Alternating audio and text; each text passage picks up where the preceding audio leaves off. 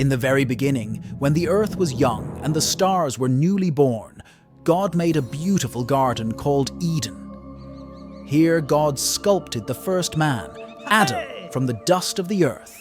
Then, from Adam's side, God created Eve, a companion worthy of his love and devotion.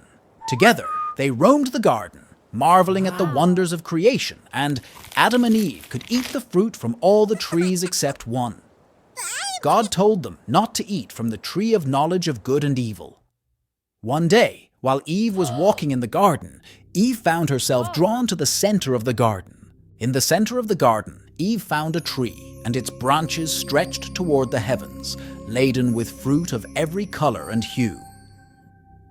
As Eve approached the tree, she noticed a sleek serpent coiled itself around the base of the tree. This wasn't an ordinary serpent because it could talk and it was more cunning than any other animal. Its scales shimmered in the dappled light as it watched Eve with an intensity that sent shivers down her spine.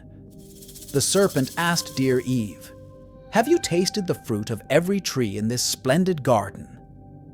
Eve replied, "We may eat fruit from the trees in the garden, but God said, 'You must not eat fruit from the tree that is in the middle of the garden, and you must not touch it, or you will die.'"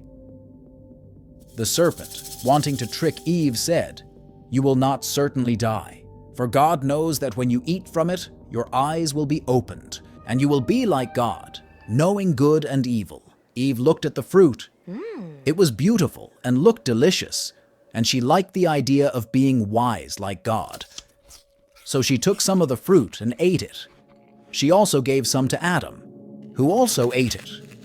In that moment, they suddenly feel afraid and seek to cover themselves in shame. God's voice echoed through the trees, calling out to Adam and Eve.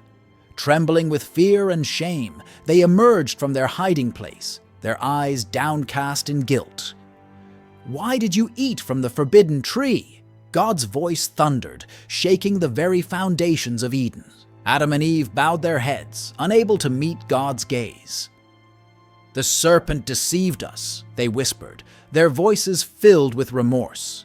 God's expression softened, but his judgment was swift. He cursed the serpent, condemning it to slither upon the ground for all eternity. To Eve, he spoke of pain in childbirth and desire for her husband, and to Adam, he spoke of toil and hardship in the fields. With heavy hearts, Adam and Eve were banished from the garden, their paradise lost to them forever. As they ventured into the unknown world beyond, they carried with them the weight of their disobedience, forever changed by the fruit of temptation.